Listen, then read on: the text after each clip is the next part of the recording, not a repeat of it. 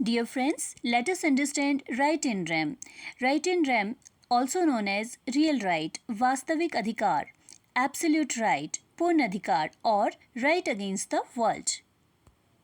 Right in rem is a legal right that an individual or entity holds over a specific piece of property enforceable against anyone who interferes with that property. Right in rem का अर्थ है किसी संपत्ति पर अधिकार जो पूरी दुनिया के खिलाफ लागू होता है, अर्थात किसी भी व्यक्ति को उस संपत्ति पर अधिकार में हस्तक्षेप करने से रोका जा सकता है। यह अधिकार किसी विशेष व्यक्ति के विरुद्ध नहीं होता, बल्कि यह पूरी दुनिया के खिलाफ लागू होता है।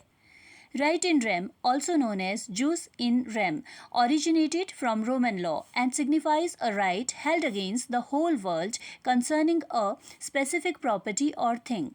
It is a fundamental concept in property law. The term derives from Latin language, which means action in rem, which refers to a legal action taken against a thing rather than a person.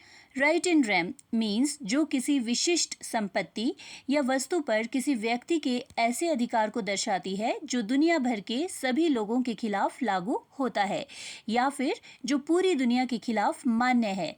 यह एक नकारात्मक अधिकार है जो संपत्ति के मालिक को किसी भी व्यक्ति को अपनी संपत्ति में हस्तक्षेप करने से रोकता है। लैटिन भाषा में इन रेम का अर्थ है किसी चीज के विरुद्ध।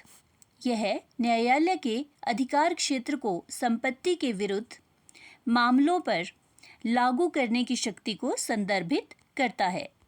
Now let us take few examples. First one is ownership of a house. Second one is patents and copyrights. Let us thoroughly understand first example. पहले उदाहरण को अच्छी तरह से समझते हैं।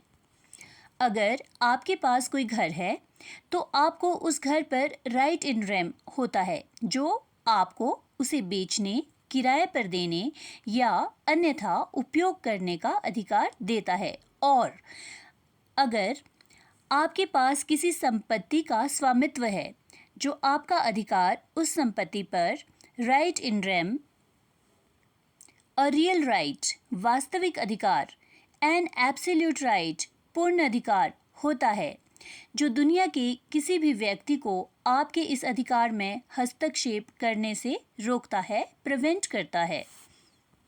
So, it is enforceable against the entire world. Thank you.